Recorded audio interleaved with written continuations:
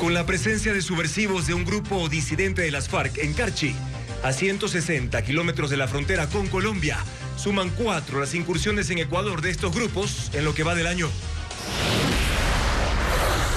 El IES está acéfalo en medio de la crisis de salud y la emergencia para solucionarla. Su consejo directivo solo tiene uno de 3 vocales, cuando debe tomar decisiones sobre procesos de compra que avanzan a paso lento. El presidente de Ucrania, Volodymyr Zelensky, está bajo una intensa presión para aceptar el plan de Estados Unidos para que termine la guerra con Rusia. Tiene una semana para responder. La cesión de territorios es una de las capitulaciones. Crece la producción avícola en el país. Cada ecuatoriano consume 31 kilogramos de pollo por año y sobra para exportar. También se ha incrementado el consumo de pavo y huevos. La epidemia de tuberculosis en los centros penitenciarios se agrava por el hacinamiento y el descuido estatal. Hoy Televistazo entrega la segunda parte de la serie Cárceles, Violencia y Enfermedades. Mensajes deliberados, sobre todo en la esfera digital, pudieron haber confundido el electorado durante la campaña de la consulta popular. La OEA recomienda por tercera vez reformas legales y que para los próximos comicios se permita dar de baja el contenido falso. Ecuaterra recorrió la finca La Argentina, en el corazón de Pastaza, un laboratorio de restauración ecológica y hogar del 18% de anfibios registrados en Ecuador. Barcelona y Liga protagonizarán el partido más atractivo de la fecha. Los dos planteles pelean la clasificación directa a la fase de grupos de la Copa Libertadores. Amigos, muy buenas noches, bienvenidos a esta emisión informativa de Televistazo Estelar, hoy viernes 21 de noviembre. La infiltración de grupos disidentes de las FARC avanzó en lo que va del año hasta 160 kilómetros al interior del país. Así lo revelan informes oficiales de enfrentamientos, ataques y emboscadas con patrullas de las Fuerzas Armadas. Paul Romero nos presenta un informe sobre este tema. La infiltración de disidencias de las FARC se evidencia cada vez más al interior del territorio ecuatoriano. La presencia en Carchi de al menos 10 guerrilleros de la denominada Fuerzas del Pacífico, con armamento de largo alcance y equipos de combate, causó alarma. Desde el puente internacional de Rumichaca por la vía E35, los cantones Tulcán, San Gabriel, Espejo, hasta la parroquia Goaltal, en donde fueron fotografiados, hay un trayecto de 160 kilómetros. Otras zonas de influencia guerrillera por actividades de minería ilegal y narcotráfico son las orientales. En mayo pasado, los comandos de la frontera asesinaron a 11 militares en Alto Punino, desde el puente internacional San Miguel en Sucumbíos, por la troncal amazónica y vías secundarias, son 120 kilómetros. En junio, más de 200 hombres fuertemente armados fueron descubiertos al interior de Sucumbíos, desde el límite político internacional en el puente San Miguel hasta el sector de la Barquilla, en donde se encontraron con una patrulla del ejército. Hay 78 kilómetros en línea recta. Otra disidencia de las FARC que se infiltró en Ecuador es del grupo Oliver Sinisterra, hasta las minas de Buenos Aires, Imbabura, a 3 horas de Quito. Desde el puente Rumichaca por la Panamericana Norte, el desvío a Salinas, San Jerónimo, Lita, Buenos Aires, son 85 kilómetros. En enero de 2024 fue detenido en Ibarra el comandante de esa organización criminal, alias Gringo, y deportado a Colombia. Todas estas disidencias operan en los 735 kilómetros de frontera común entre los departamentos colombianos de Nariño y Putumayo y las provincias de Esmeraldas, Carchi, Sucumbíos y Orellana. Sobre la última infiltración en Carchi, el bloque de seguridad ha guardado silencio. Y la aparición de un grupo de hombres armados en territorio ecuatoriano, identificados con simbología de una disidencia de las FARC, ha movilizado equipos tácticos de las Fuerzas Armadas en la frontera norte. Fue una fotografía que circula en las redes sociales, la que generó alerta de seguridad en el cantón Espejo, en Carchi, en el norte del país. Paula Andrade nos amplía la información.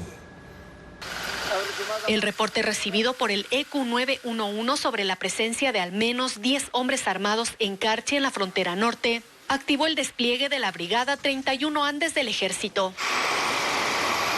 Desde sus instalaciones salieron vehículos tácticos David, camiones Jobo y buses con más personal militar rumbo al punto de la alerta. El sector Las Juntas en la parroquia El Gualtal, Cantón Espejo, ubicado a unos 50 kilómetros de Tayambí, población colombiana donde ya se ha detectado actividad de grupos armados vinculados a la minería ilegal. La fotografía que encendió la alarma y que circuló en redes sociales muestra a 2 hombres fuertemente armados desplazándose por el centro poblado. En la imagen portan fusiles de largo alcance, equipos de comunicación y un brazalete rojo y verde con las iniciales FG, identificadas con un grupo disidente de las FARC que se denomina Fuerzas del Pacífico. El sector, ahora bajo presencia militar, también se encuentra a 40 kilómetros de Buenos Aires en Imbabura, zona recientemente bombardeada por operaciones contra la minería ilegal. Televistazo buscó la versión del gobernador del Carchi, Andrés Martínez, de Milton Santillán, comandante del batallón mayor Galo Molina,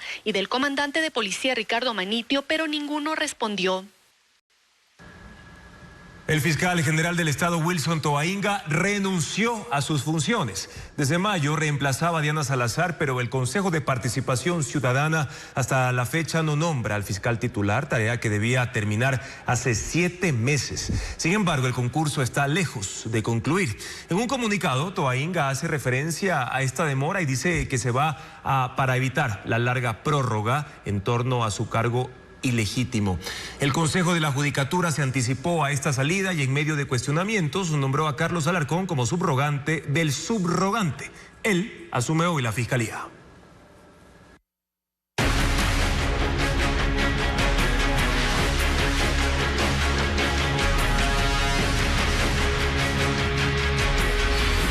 Correísmo. Trapos sucios al sol.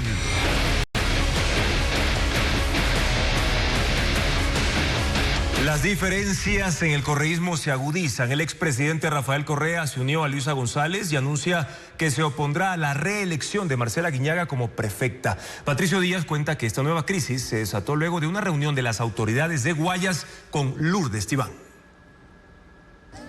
Las tensiones en el correísmo empeoran.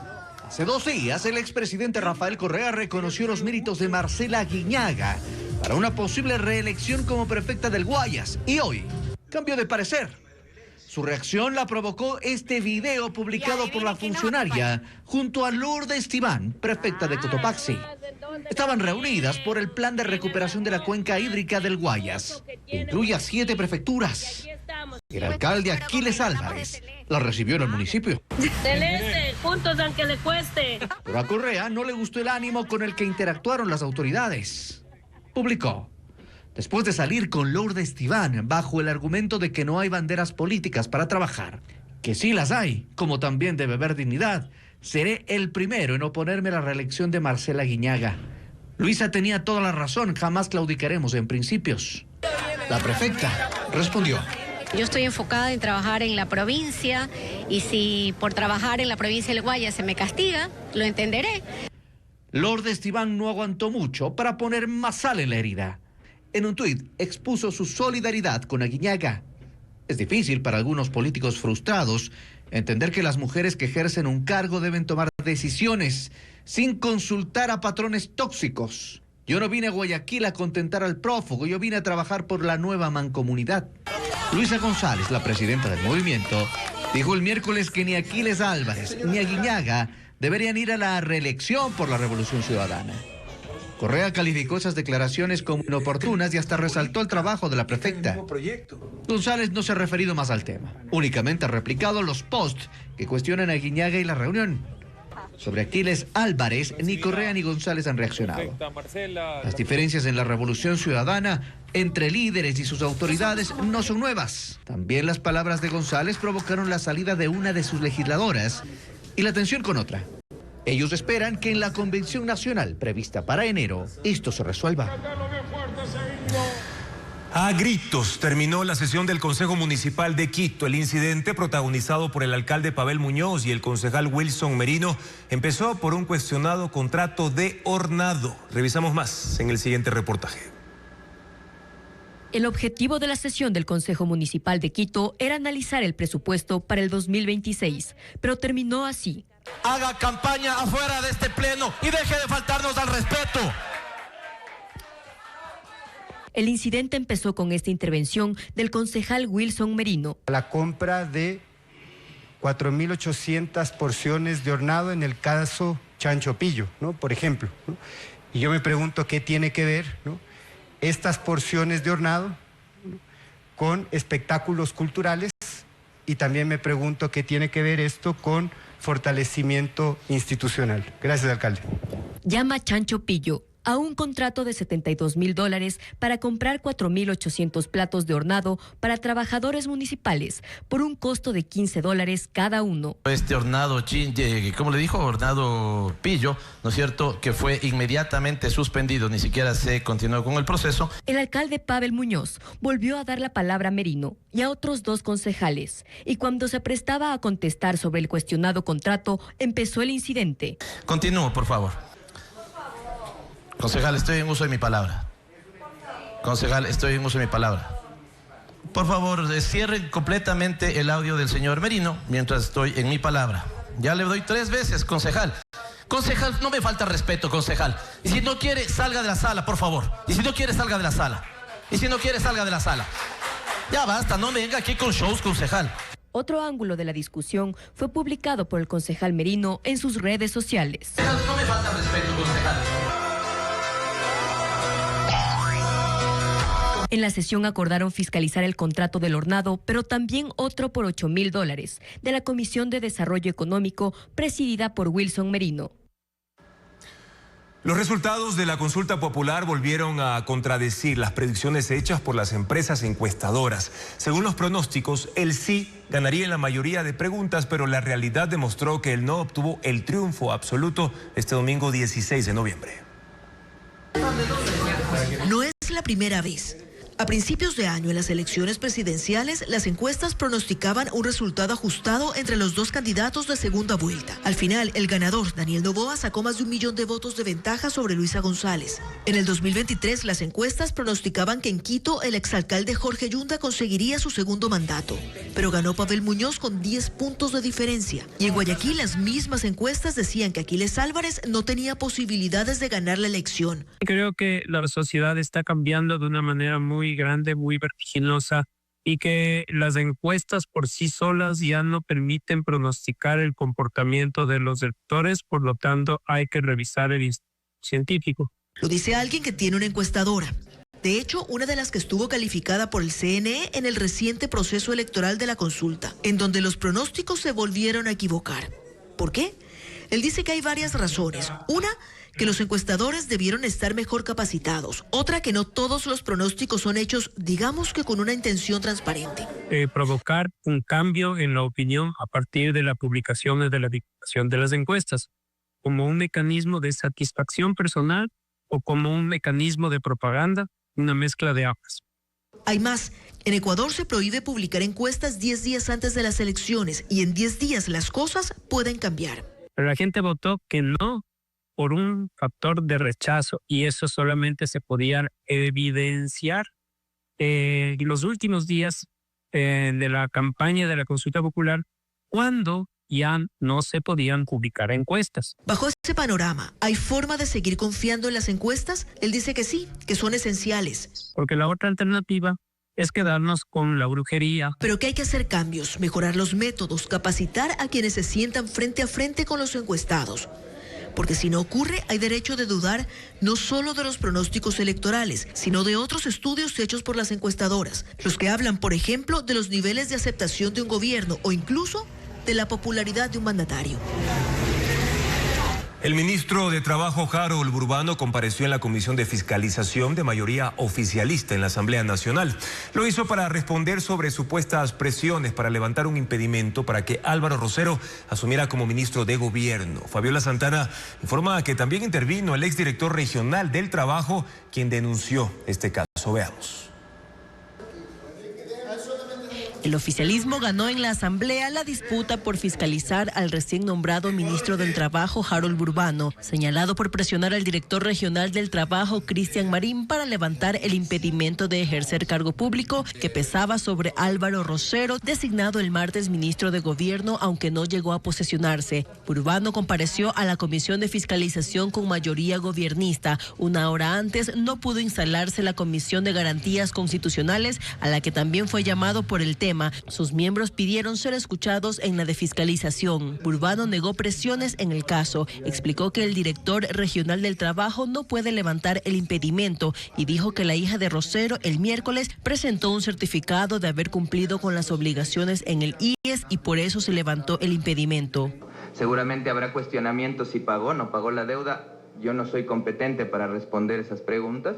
Claramente eso se hizo en el Instituto Ecuatoriano de Seguridad Social y en otras instituciones. Los legisladores de la Revolución Ciudadana cuestionaron que un trámite que normalmente dura varios días se resuelva en uno solo y dijeron que puede ser un caso de tráfico de influencias. Y que se haya habilitado a un ciudadano que tenía más de $56,000 de multa y te lo traslade a una tercera persona. Por pedido de los legisladores de oposición se escuchó en comisión general al denunciante. Ingresó el ministro de Trabajo de forma prepotente, de forma altanera. Me dijo que me daba 3 minutos a que le levante el impedimento. Presidente, no existen más puntos que tratar. Ok, agradecemos la presencia. Después de eso, la sesión fue clausurada sin que haya preguntas. Los asambleístas del correísmo dijeron que insistirán en fiscalizar a Burbano la próxima semana en la comisión donde tienen mayoría. La Corte Constitucional declaró prioritario el caso de los 4 niños de las Malvinas y hoy se dio la audiencia para que el Estado responda. La defensa de las víctimas espera que la sentencia de la Corte cree precedentes sobre el abuso de la fuerza pública y las desapariciones forzadas. Los familiares de Josué, Ismael, Nehemías y Steven llegaron temprano al Comité por la Defensa de Derechos Humanos en Guayaquil, desde donde asistieron a la audiencia telemática convocada por la Corte Constitucional. Es el caso de los 4 niños de las Malvinas, que en diciembre del año pasado fueron detenidos por militares, desaparecieron y días después los encontraron muertos y sus cuerpos calcinados. La Corte Constitucional declaró esta causa prioritaria por la gravedad de los hechos y la jueza Alejandra Cárdenas, encargada del caso, citó hoy a los ministros del Interior y Defensa y a los comandantes de las Fuerzas Armadas y la Policía para que expongan su versión y respondan preguntas, pero mandaron representantes y abogados. También convocó a los jueces de la Corte del Guayas que echaron abajo el habeas corpus que declaró la desaparición forzada de los niños. La diligencia duró poco más de 3 horas y fue reservada. Fernando Bastías, del comité que los patrocina, contó detalles. Quedó sumamente claro que no solo se incumplieron procedimientos. Por primera vez, la Corte Constitucional se va a pronunciar sobre las desapariciones forzadas. Marcaría un precedente que serviría para lograr el acceso a la justicia a los otros casos. El Comité Permanente por los Derechos Humanos pidió a la Corte que dicte varias medidas de reparación para las familias de los 4 niños de las Malvinas, entre ellas disculpas públicas del Estado y que se creen protocolos para atender casos de desaparición forzada en manos de agentes de la fuerza pública.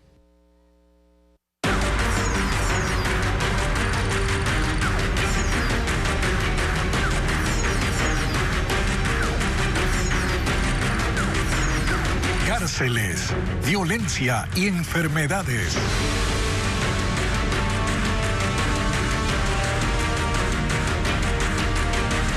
Las cárceles de Ecuador enfrentan una epidemia de tuberculosis que se ha triplicado en un año. Está agravada por el hacinamiento y también la militarización del sistema. La falta de tratamientos adecuados ha generado cepas resistentes que amenazan con traspasar los muros penitenciarios.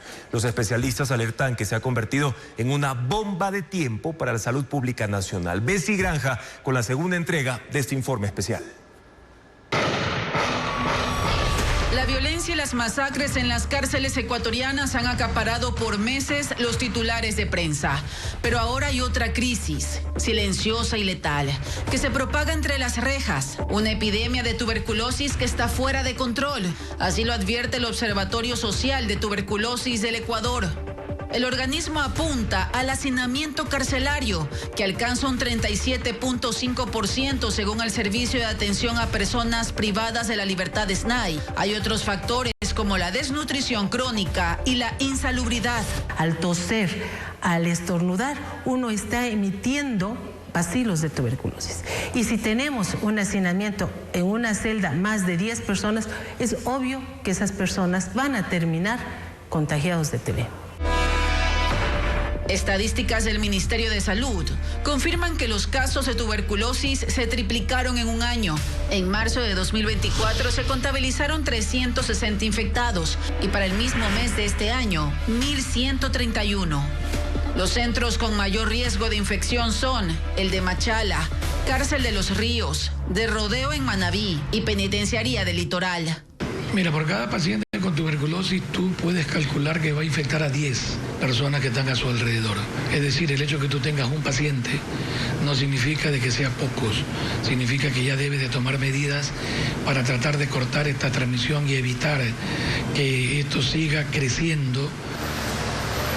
En esa cárcel estaba recluido Andrés Giovanni Bejarano, de 44 años, quien cumplía su pena desde 2019. Murió el pasado 11 de noviembre de tuberculosis, según consta en su acta de defunción. Por más que nosotros le mandamos 30, 40 dólares para las pastillas, que allá le cobraban $5 por cada pastilla, de todos modos se fue deteriorando hasta que llegó un momento en que no se podía ni siquiera parar. Tuvimos que pagar para que nos los embarquen a la ambulancia. Tras una visita de inspección a la Penitenciaría del Litoral, realizada el pasado 22 de abril, la Defensoría verificó que en el pabellón 7, que alberga a 531 contagiados, en ese entonces, los presos no habían recibido tratamiento médico adecuado durante los últimos 3 meses, a pesar de contar con resultados confirmatorios de la enfermedad, tal como consta en este documento de la entidad. Según datos oficiales, la falta de continuidad en la medicación ha provocado que la tuberculosis se vuelva resistente en las cárceles. Pero ¿cuál es el riesgo para la sociedad? Y puedas llevar a este bacilo tuberculoso resistente a la comunidad y seguir transmitiendo a sus familias, y así tenemos familias enteras. Y el tratamiento se vuelve más complicado para la curación. Es una epidemia mucho más grave que la tuberculosis sensible. Pero hay otras enfermedades como la varicela que se propagó en la cárcel del Inca. El SNAI confirmó que hubo 23 casos y que para prevenir vacunaron a 322 reos. Los voceros coinciden en que esta crisis demanda una respuesta estatal urgente y efectiva. Y mañana, en la tercera entrega de este informe especial, vamos a analizar el impacto que tuvo la militarización en las prisiones y cuántos elementos han sido involucrados en delitos como, por ejemplo, fugas y el ingreso también de objetos prohibidos. Y hablando de este tema, 2.700 agentes penitenciarios también están preocupados por el contagio de tuberculosis en las cárceles. Por eso están solicitando la intervención del Ministerio de Salud. Además, rechazan la propuesta gubernamental de aprobar una ley para contratar jubilados militares y policías para integrar un nuevo cuerpo de agentes carcelarios. Escuchemos lo que dijeron. Pocas veces los agentes de seguridad penitenciaria se deciden hablar. Lo hicieron este viernes para decir que se sienten denigrados, desalentados y defraudados por el gobierno al conocer los anuncios hechos por el ministro John Reinberg de que la Asamblea aprobará una ley que permita contratar personal militar y policial pasivo para integrar un nuevo cuerpo de seguridad en las cárceles.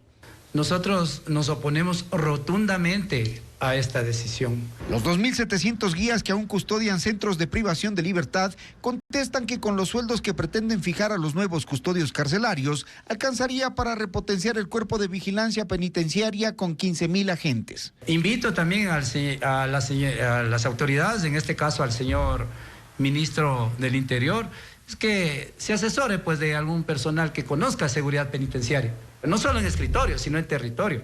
que están dispuestos a depurar sus filas, dicen, para que la sociedad no los denigre por temas puntuales de corrupción en las cárceles, sino que reconozcan su rol, que es de alto riesgo, penoso e insalubre.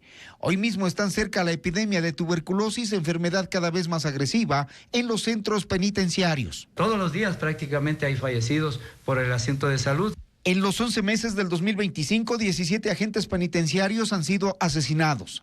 Ese número es mayor al del año anterior, que registró 14. Han informado que el SNAI ya les dotó de uniformes y chalecos, pero plantean que nuevamente sean armados porque en las cárceles desde el 2017 como política no se ubica a los presos por delito o connotación social, sino por el GDO al que se pertenecen, lo que vuelve incontrolables a las cárceles donde 2 agentes penitenciarios cuidan hasta 700 reos.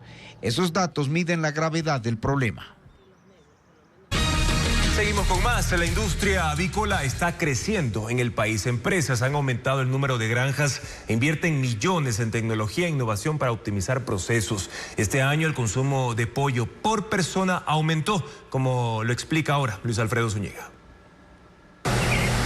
Este año ha aumentado el consumo de pollo en Ecuador. En 2024, cada persona consumió 29 kilogramos de pollo en el año y en el 2025 ha subido a 31 kilogramos. Para ello se están produciendo 299 millones de pollos, la cifra más alta en los últimos 10 años, según la Corporación Nacional de Avicultores. Se suma que desde 2023, el pollo ecuatoriano también se exporta. Hemos exportado más de 3.400 toneladas de pollo al mundo, que representan un valor FOB de 10.5 millones de dólares. El número de pavos producidos también subió, pasando de 2 millones a 2.5 millones. El número de huevos ha disminuido, aunque el volumen no es despreciable, es de 13.544 millones de unidades.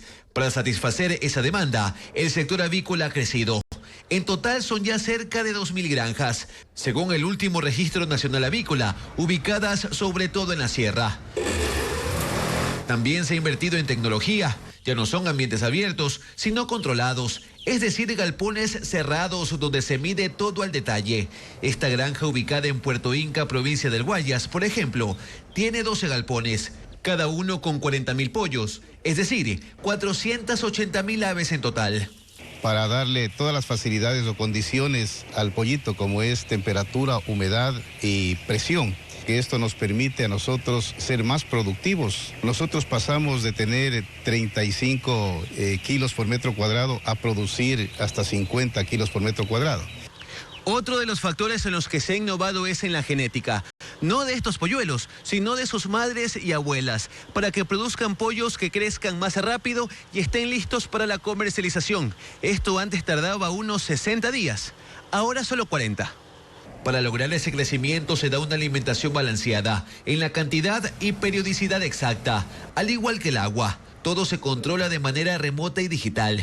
Hay tableros donde se ve la edad de las aves, la cantidad, su temperatura. Se automatizan extractores, silos, paneles húmedos y más. Ahorramos energía, somos más eficientes en el consumo del alimento balanceado porque está más controlado. La inteligencia artificial ya se aplica en el sector avícola mundial. Sin embargo, según miembros del gremio consultados por Televistazo, que esa tecnología se aplique de manera generalizada en el país, podría tomar aún un par de años.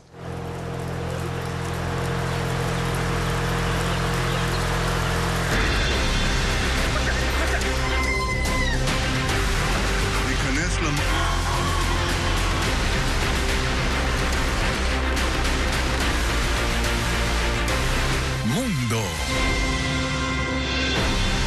Estados Unidos y Rusia presionan a Ucrania para que acepte el plan de paz que ponga fin a la guerra, pero con la condición de perder parte de su territorio. El presidente Donald Trump le dio una semana a Volodymyr Zelensky para decidir, mientras que Vladimir Putin amenaza con aumentar su ofensiva si rechaza la opción. Merlis González con los detalles. El presidente ucraniano Volodymyr Zelensky enfrenta una fuerte presión para aceptar el plan de paz, negociado bilateralmente entre Estados Unidos y su país agresor, Rusia. El documento tiene 28 puntos, entre ellos exigencias de Moscú, como que Ucrania disminuya el tamaño de su ejército, se olvide de ingresar a la OTAN y que ceda los territorios invadidos a cambio de un alto al fuego. Zelensky se había negado a cumplir esas demandas en propuestas anteriores, pero esta vez tiene solo dos opciones: aceptarlo o arriesgarse a perder el apoyo militar de Estados Unidos. Ucrania se enfrenta ahora a una decisión muy difícil: perder su dignidad o arriesgarse a perder un socio clave, dijo en un mensaje a su nación. Asegura que apelará y que intentará negociar, pero que lo más importante será poner fin a la guerra. Presentaré argumentos, persuadiré, ofreceré alternativas, pero definitivamente no le daremos al enemigo ningún motivo para decir que Ucrania no quiere la paz. Zelensky tiene una semana para pensarlo. Trump estableció un plazo hasta el 27 de este mes, el Día de Acción de Gracias. Tenemos una manera de lograr la paz. Creemos que tenemos una manera de lograrla y él tendrá que aprobarla, dijo Trump esta tarde. Pero él no es el único que ejerce presión. El presidente ruso Vladimir Putin amenazó con aumentar su ofensiva si Ucrania rechaza la propuesta.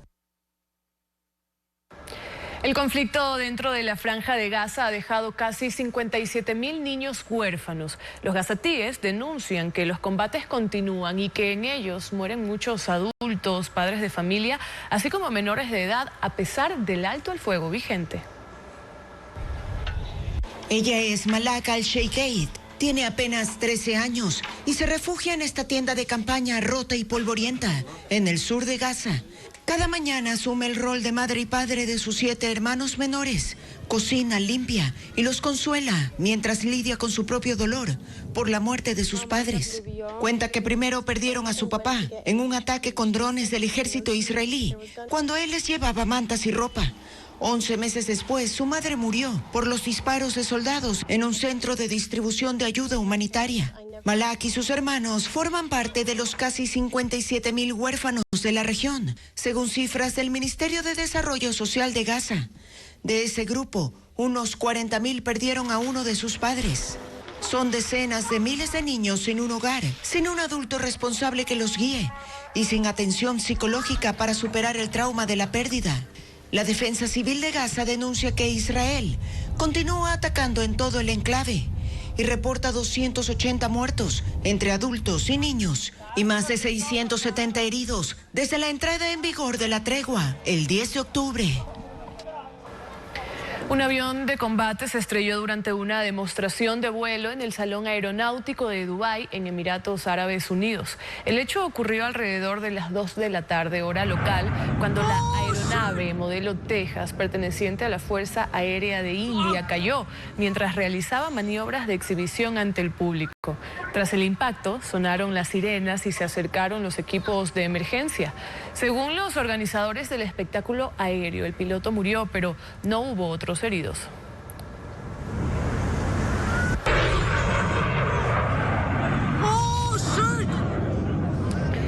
Un autorretrato de la artista mexicana Frida Kahlo se subastó en la casa Sotheby's de Nueva York por $54.6 millones, convirtiéndose en la pintura realizada por una mujer más cara vendida hasta ahora. Kahlo pintó la obra titulada El Sueño, la cama, en 1940, en un momento turbulento de su vida por su relación con el pintor Diego Rivera y el deterioro de su salud.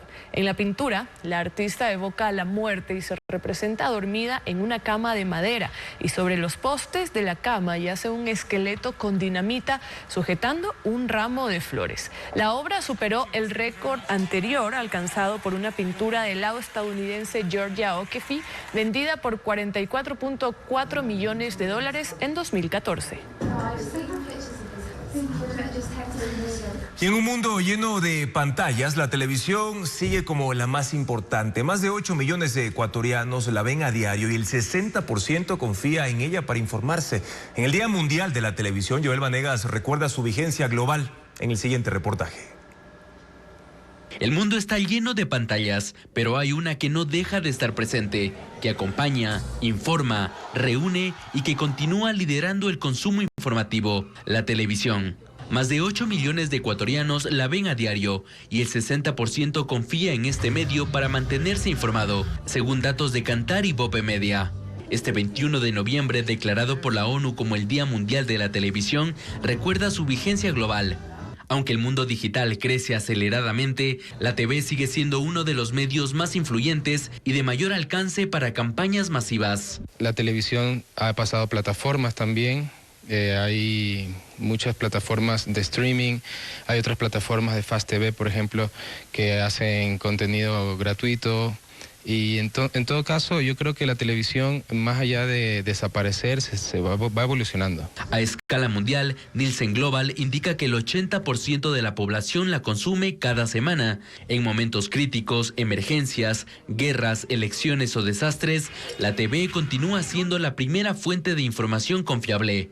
Expertos coinciden en que la televisión no ha desaparecido, se transformó, sumando formatos, televisión abierta, por cable, digital e internet, sigue siendo el medio más consumido del mundo. Pero ahora el consumo de contenidos es un consumo más personal, cada persona de la familia ve lo que quiere a través de sus pantallas. Yo creo que hay televisión para largo, la gente, hay mucha audiencia, gente que ve televisión. Además de informar, la televisión mantiene su misión de contar historias que inspiran y aportan a las comunidades.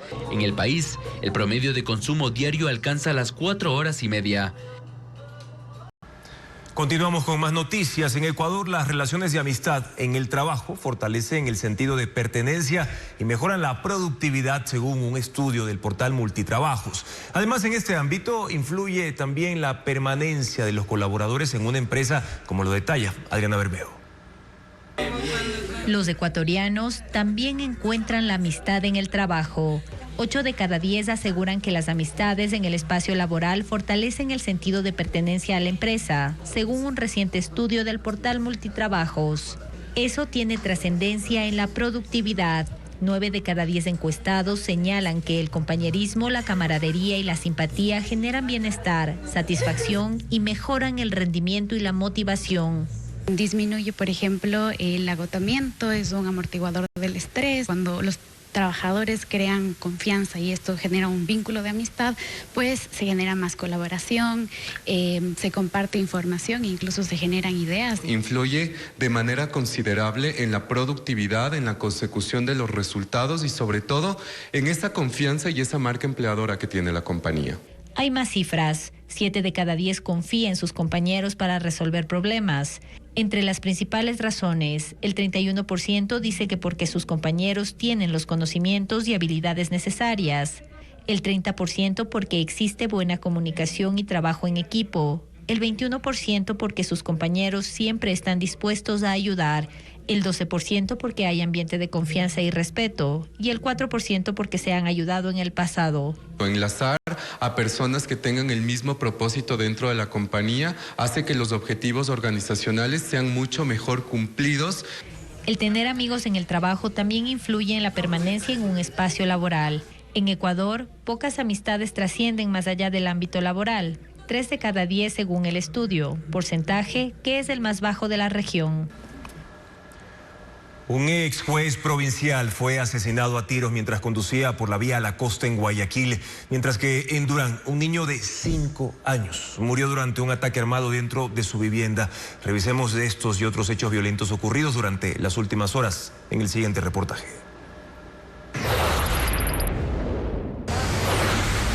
El ex juez provincial del Guayas, Carlos Luis Zambrano, fue asesinado a tiros esta mañana en el kilómetro 10,5 de la vía La Costa en Guayaquil. La víctima conducía su vehículo cuando fue interceptada por sicarios, quienes dispararon contra la ventana. Los impactos en la cabeza hicieron que pierda el control y se estrelle contra un poste de alumbrado público, a pocos metros de la garita de ingreso de una urbanización del sector. Personal de la ATM cerró 2 carriles de la vía para levantar los indicios y restos de bala. Zambrano, de 49 años, fue juez provincial hasta 2022 y actualmente trabajaba como abogado independiente. En Durán, la policía investiga el asesinato de un niño de 5 años en medio de un ataque armado. Según testigos, sujetos ingresaron a su vivienda en la cooperativa María Piedad y dispararon contra la familia. El menor murió en el hospital y su hermano de 18 años quedó herido. Vecinos aseguran que los atacantes se equivocaron de casa. Casi a la misma hora, otro tiroteo se registró en la ciudadela Abel Gilbert 3, donde un joven también resultó herido. Estos hechos se suman al ataque en el que 2 mujeres fueron asesinadas en el mismo sector, apenas un día antes. En la provincia de Santa Elena, la violencia criminal cobró una nueva vida. La víctima fue identificada como Robinson del Peso, quien fue asesinado bajo la modalidad de sicariato mientras trabajaba en su puesto en el mercado del Cantón La Libertad. Testigos relataron que un hombre le disparó y huyó de inmediato en una moto. El ciudadano era conocido por manejar un canal digital en Facebook, donde días atrás anunció que retomaba sus labores tras haber sido detenido por un presunto caso de extorsión. La emisión de licencias y matrículas se reanudó con la reactivación del sistema informático de la Agencia Nacional de Tránsito. Cientos de usuarios madrugaron este viernes en búsqueda de atención. Diego Puente informa que tras lo ocurrido en estos días, la institución tendrá horarios extendidos. Veamos. Así lucía el acceso a la puerta principal del edificio matriz de la Agencia Nacional de Tránsito en Quito. Cientos de personas hicieron fila desde las 6 de la mañana para buscar atención luego de las intermitencias del sistema informático que obligaron a mantenerlo apagado 2 días. En la fila se encontraba William Tituaña. Dice que tuvo mala suerte porque hace 3 semanas debía renovar su licencia. Ya tengo todos los documentos, todo, ya es más, ya he estado adentro ya para dar los documentos y ese rato se va el sistema. Otros buscan solucionar un trámite desde marzo. Yo tengo un problema que hackearon la placa de mi vehículo en marzo de este año. Cuando yo me acerqué a matricularla no pude. A las 8 de la mañana, los guardias permitieron el acceso. En la entrada revisaban documentos. Se dio prioridad a quienes habían tenido turnos el miércoles y jueves. Adentro, las oficinas se llenaron. Durante la mañana, el servicio fue normal y hubo trámites que se despacharon en 15 minutos. Hemos hecho pruebas en el transcurso del día de ayer, de igual manera el día de hoy. Hemos hecho un contraste con cada uno de los GATS que hacen uso de nuestro sistema informático, para lo cual puedo decir que dar todas las garantías. Este viernes y a partir del lunes de la próxima semana, el servicio al público en la ANT se ampliará de 8 de la mañana a 6 de la tarde. Cualquier cambio se comunicará por redes sociales. En su informe preliminar sobre el referéndum y la consulta popular del domingo pasado, la OEA destaca su preocupación por los mensajes deliberados que pudieron haber confundido al electorado. Patricio Díaz precisa que esta situación se identificó en las redes sociales, por eso solicita el organismo un control urgente al CNE. La misión de observadores de la OEA resalta que fue testigo de una jornada en la que la ciudadanía se expresó de manera clara y pacífica. Reconocen además la entrega oportuna de los resultados por parte del CNE. Una votación ordenada y sin mayores contratiempos. Sin embargo, en su informe preliminar sí muestran algunas preocupaciones. Una de ellas, que las redes sociales reprodujeron algunos mensajes deliberados que pudieron haber confundido al electorado. Y desde antes del inicio de la campaña electoral, dicen. Recibieron además denuncias de que el 75% de los contenidos en esas plataformas fueron realizados con inteligencia artificial sin advertirlo. Y en alto grado, información falsa o parcialmente falsa circulando en redes sociales. Además, algunas de las piezas tuvieron su origen en discursos engañosos de figuras públicas que fueron deliberadamente amplificados en las redes. Este se convierte en un tercer llamado de atención al CNE para que impulse normativa que regule la publicidad en redes sociales. La OEA recomendó ya al organismo que ese control incluya sanciones. Estamos hablando de 2 reformas. La reconsideración de las redes sociales en cuanto a la transversalidad como un medio de publicidad, con una fiscalización y con montos y límites. Y por otro lado, podríamos hablar de un catálogo de infracciones. La OEA recomienda también que esas reformas permitan remover las publicaciones que incluyan información falsa sobre el proceso o excedan las cláusulas de la libertad de expresión. Esos avances sí lo tenemos, como te decía, en legislaciones principalmente europeas y ejemplos que puedan suceder. En Perú, las redes sociales están incluidas en los medios de comunicación y a los partidos se les asigna espacios iguales que en radio o televisión. En el país aún el CNE las mantiene fuera de la lista de medios sobre los que distribuyen la promoción electoral. En el recinto electoral. Seguimos con más información aquí en Televistazo Estelar, amigos. Gracias por su sintonía. El Instituto Ecuatoriano de Seguridad Social aún no tiene presidente. Tampoco cuenta con una representación de sus afiliados. Esto ocurre mientras continúan los procesos de emergencia para abastecer a los hospitales de medicamentos. Carla Delgado le da seguimiento a la situación del IES. La seguridad social continúa acéfala. La presidencia del Consejo Directivo del Instituto Ecuatoriano de Seguridad Social sigue sin definirse, tras la renuncia de Edgar Lama. Hasta este viernes su nombre seguía activo en el sistema Kipux de la institución, según constató Televistazo. Tampoco se ha logrado designar al vocal de los asegurados, cargo vacante desde la salida de Richard Gómez, quien permanece fuera del país y es investigado por un presunto desfalco a la cuenta del sindicato de la Corporación Nacional de Electricidad. En ese consejo solo está un vocal de los empleadores. La falta de autoridades se da en medio de una declaratoria de emergencia para abastecer los hospitales del IES, proceso que avanza lentamente. Hasta la mañana de este viernes en el portal de compras públicas se observaba que solo 22 contratos de los 260 previstos habían llegado a su etapa final. El ex vocal del Consejo Directivo del IES, César Rodríguez, advirtió que además de la falta de miembros en el directorio, existen problemas más profundos por resolver, sino de la opacidad que ha existido en el manejo de los procesos. También indicó que están pendientes procesos millonarios como la contratación del sistema Helbit, una plataforma que administrará los servicios de salud del IES, y que fue aprobada con el único voto del expresidente Lama. El sistema ya recibe críticas porque no existen pruebas de su eficacia.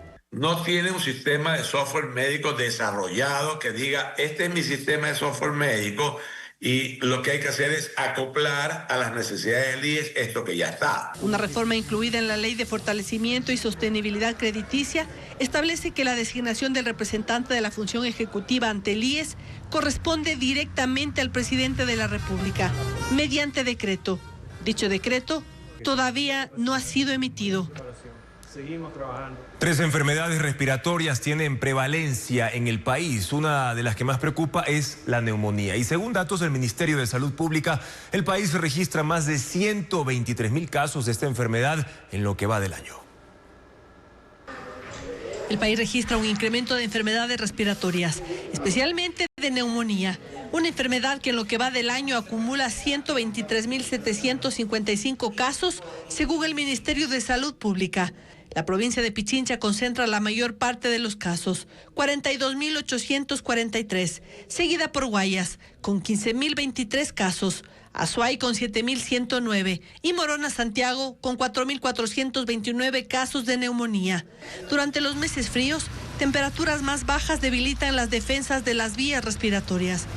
Y la cercanía entre personas en espacios cerrados facilita la transmisión de virus y bacterias. Necesitamos que los niños y personas adultas, sobre todo grupos vulnerables, no tienen las vacunas completas, que serían las vacunas respiratorias, entre ellas COVID-19, influenza y neumonía, que es la vacuna de neumococo. Los grupos de mayor riesgo son los niños entre 1 y 4 años, así como los adultos mayores de 65 años. Para detectar la neumonía a tiempo, los médicos recomiendan prestar atención especialmente a estos signos: fiebre alta o persistente, dificultad para respirar, dolor al respirar, sensación de opresión en el pecho o tos intensa. Una infección viral puede progresar a una neumonía. Si ya tenemos síntomas respiratorios de aproximadamente 2-3 días, es importante acudir al médico y evitar automedicarse. La neumonía es una de las principales causas de hospitalización en Ecuador. Otros virus respiratorios que circulan son el COVID-19 y la influenza. Cambiamos de tema ahora para contarles que esta tarde ya arrancó la tradicional procesión al santuario de El Quinche, ubicado al noroeste de Quito. Joel Vanegas está en la Panamericana Norte, una de las rutas desde donde parten los feligreses hasta esa parroquia rural de la capital. Joel, cuéntanos más detalles de cuáles son las medidas de seguridad que se van a implementar y que también deben tener en cuenta los ciudadanos que están ahí. Adelante.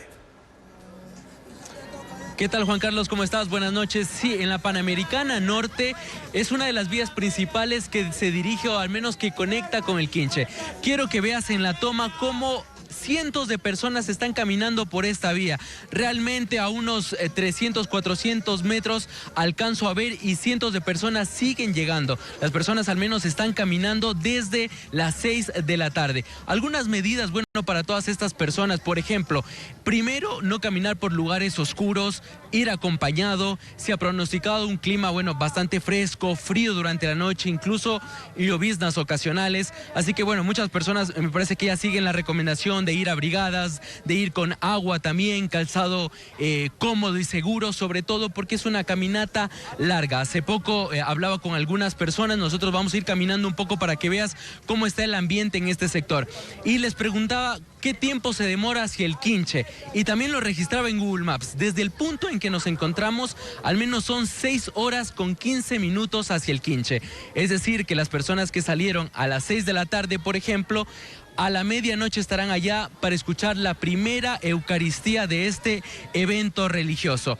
Las autoridades eclesiásticas, han informado que al menos se espera la llegada de 500,000 de personas este fin de semana, porque la caminata no es solo hoy, sino también la noche del sábado y madrugada del domingo. Pero no solo desde este punto, sino que hay 4 rutas habilitadas para todos los caminantes hacia el Quinche. En este momento ustedes van a ver en sus pantallas la ruta. La primera es la vía Calderón, desde este punto donde nos encontramos. La otra es desde Tumbaco, otro grupo de devotos se va a dirigir desde Tumbaco hacia el Quinche, también desde el sector El Colibrí y desde la Y de Cusubamba. ¿Qué pasa con las vías? El operativo vial, Juan Carlos, tiene que ver con 76 cierres viales, 1.600 policías controlando esto, pero atención a los horarios. Joel, las vías van a estar cerradas. Sí, Juan Carlos, te escucho. Joel, precisamente ahora que te refieres al tema vial en ese punto del norte de Quito, en este tramo específicamente de la Panamericana Norte, ¿hasta qué hora aproximadamente este fin de semana van a estar cerradas estas vías, estos cierres viales que nos comentabas, tomando en cuenta que esto demora varias horas de la madrugada, incluso de mañana? Correcto, Juan Carlos, en este punto y en las 4 rutas precisamente que llevan hacia el Quinche, las vías se cerraron a las 6 de la tarde. Hoy viernes, se abrirán las vías a las 6 de la mañana del sábado. ¿Qué pasa el sábado? Es el mismo horario. Desde las 6 de la tarde del sábado estarán cerradas las vías hasta las 6 de la mañana el domingo. Y en cuanto al tema religioso, sobre todo las Eucaristías van a iniciar desde la medianoche. Pasando 1 hora se llevará cada una de las Eucaristías para que miles de personas que ya están caminando desde esta hora puedan escuchar la misa hasta las 9 de la mañana. Este es el ambiente un poco que se vive en este punto, Juan Carlos. Y gracias, Joel, por tu informe desde la zona norte de la capital, específicamente la Panamericana Norte, que reiteramos, amigos, en estos momentos está cerrada por la procesión hacia el santuario de la Virgen de El Quinche en el noroeste de la capital. Así que a tener mucho cuidado y sobre todo tomar vías alternas. Ahora les contamos que adultos mayores y personas con discapacidad denuncian retrasos de hasta 8 meses en la devolución del IVA, a pesar de que la ley establece plazos máximos de entre 60 y 90 días. Hoy, un grupo llevó el caso a los tribunales en busca de una orden judicial que obliga al Estado a cumplir con los pagos, como le explica ahora María Gabriela Carpio. Cada vez los reclamos son más. Aunque todavía no existe una cifra oficial que permita saber cuántos adultos mayores y personas con discapacidad esperan la devolución del IVA en todo el país, en redes sociales se multiplican los testimonios de quienes denuncian retrasos. Son usuarios que aseguran llevar meses esperando un pago que por ley debe entregarse en un plazo de hasta 60 días para adultos mayores y 90 días para personas con discapacidad. A escala nacional son miles. Nosotros no podemos esperar 5 meses para que nos devuelvan un mes. Porque no es que nos devuelven todos los meses que están atrasados, no, es un mes. Algunos afectados aseguran haber cumplido con todo el proceso automático del SRI, pero aún así pasan los meses y no reciben respuesta. A mí me deben desde el mes de mayo, o sea, cuando pagó el SRI, pagó hasta el mes de abril. Utilizamos para medicina, para alimentación y también para gozar y tener una vida digna. Ante esta situación, un grupo de adultos mayores y jubilados presentó una acción de protección, cuya audiencia se desarrolló hoy en Guayaquil de forma telemática. Aquí está, desde enero que no paga. ¿Dónde está la plata?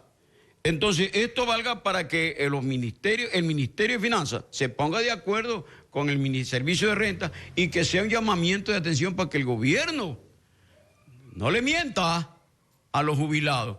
En septiembre pasado, el gobierno anunció un desembolso de $130 millones para cubrir la devolución del IVA a grupos prioritarios. En ese entonces se dijo que el dinero iba a llegar de forma directa a 115.000 personas. Televistazo solicitó información actualizada al SRI sobre los montos adeudados y el número de solicitudes pendientes, pero hasta el cierre de esta edición no obtuvimos una respuesta.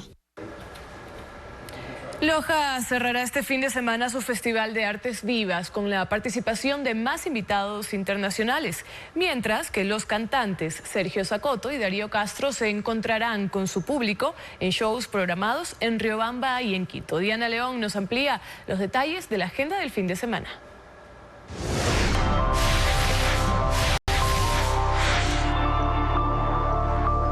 Compañías de 4 países del mundo ponen el broche final al Festival Internacional de Artes Vivas de Loja.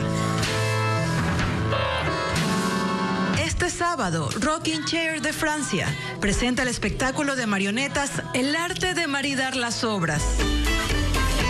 Y desde Brasil, la clase Excéntricos protagoniza Intimidad Cómica. El domingo será el turno de la obra de clown española, Presente.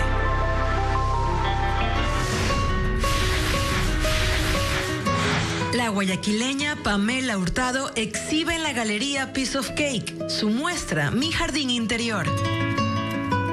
Desde el 2010, el lenguaje pictórico del artista, que experimenta hipersensibilidad a la luz, se centra en motivos florales y elementos naturales que habitan en su memoria y universo infantil. La galería abre desde las 10 de la mañana en Moderna Plaza, en la avenida San Borondón. Castro, vocalista de Verde 70, llegará al Teatro León de Riobamba este sábado en un formato íntimo y cercano. El show Y si te digo que ahora vivo incluye los éxitos de su carrera. Y Sergio Zacoto cantará en el Teatro San Gabriel este sábado desde las 8 de la noche. Presentará el espectáculo al que ha bautizado como Renacer.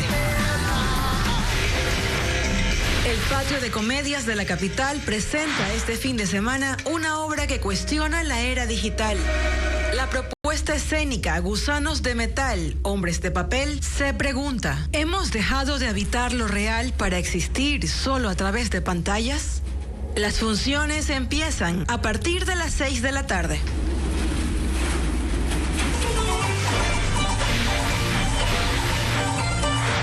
Alumnos de la Academia Vocal SAM ofrecerán un show abierto al público este sábado. Arrancará a las 6 de la tarde en Sports Garden de Guayaquil. Cantarán pasillos, pasacalles y música nacional. Nocturno Rojo es la nueva muestra del artista guayaquileño Roberto Novoa, que se inauguró en Casa del Barrio en San Borondón. Son 13 piezas inspiradas en escenarios y series de la noche. Diana León nos cuenta más de la exhibición. La presencia de animales ha sido una constante en la obra pictórica del guayaquileño Roberto Novoa. En su nueva muestra, Nocturno Rojo, deja entrar esta vez a los seres de la noche, como el búho, que lo acompañó, según cuenta, durante su proceso creativo. Y ocurre que en mi estudio, mientras trabajo, a veces entran gatos, entran animales de otros, del vecindario, por ejemplo. Y para esta exposición pasó mucho esto, sobre todo un búho. Un búho que entraba a mi estudio todas las noches. Las vivencias de la infancia en escenarios fantásticos imaginados por el artista se presentan en las 13 piezas. Son óleos sobre lienzo y carboncillo en papel. En esta exposición he restringido la paleta, es más monocromática, trabajo más con los blancos, negros, grises. Novoa alcanzó este año el segundo lugar en el concurso del Salón de Julio, organizado por el Museo Municipal de Guayaquil. En este mundo fantástico que invento, porque es todo inventado. Todo es inventado, todo sale de la realidad, pero tiendo a exagerarlo dentro de las pinturas. Sus obras se pueden visitar hasta el 23 de diciembre en Galería Casa del Barrio, en San Borondón. El espacio abre sus puertas todos los días, desde las 4 de la tarde hasta las 8 de la noche. Y arrancó la 9ª edición del Festival Internacional de Cine Documental Emergente DOCET, que se llevará a cabo en Quito hasta marzo del próximo año. Las proyecciones serán en la Universidad Central del Ecuador y espacios comunitarios, incluidos barrios, comunidades y centros culturales. un poquito de justicia. Más de 30 películas de Ecuador, Argentina, Colombia, Brasil, México, Canadá y Perú se proyectarán en la 9ª edición del Festival Internacional de Cine Documental Emergente DOCET. Tiene una programación centrada en las problemáticas sociales y políticas que atraviesan a los pueblos de la región. Y este es un caso de las desapariciones forzadas, ¿no? Personas o familiares que cuentan sus historias que cuentan acerca de la lucha femenina también, que afrontan, ¿no?, la problemática de la violencia, de los femicidios. Tenemos algunos documentales que hablan acerca de la defensa territorial, ¿no?, acerca de cómo empresas transnacionales ingresan violentamente a distintos territorios. Además de las exhibiciones cinematográficas, el festival ofrecerá actividades de formación en cine y audiovisual dirigidas a estudiantes y al público en general. Entonces hacemos microdocumentales con teléfonos celulares. También buscamos alternativas vinculando a otro tipo de artes, ¿no?, como el cine o el teatro de sombras, que es vinculante al cine francés, ¿no? Teatro de sombras. El Festival DOCET será hasta marzo de 2026. Las proyecciones se realizarán en Quito, en la Universidad Central del Ecuador y en espacios comunitarios como barrios, comunidades y centros culturales. Ha habido muchos casos.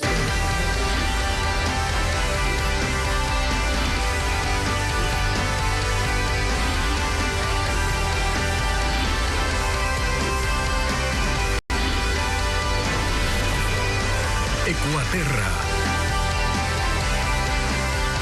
En el norte de Puyo, en Pastaza, una finca de 20 hectáreas se convirtió en un laboratorio vivo de restauración ecológica. Y de hecho ya hoy reúne bosques secundarios, esteros y estanques donde habitan 97 especies de aves, 127 especies de anfibios y plantas nativas. Vamos a conocer este espacio.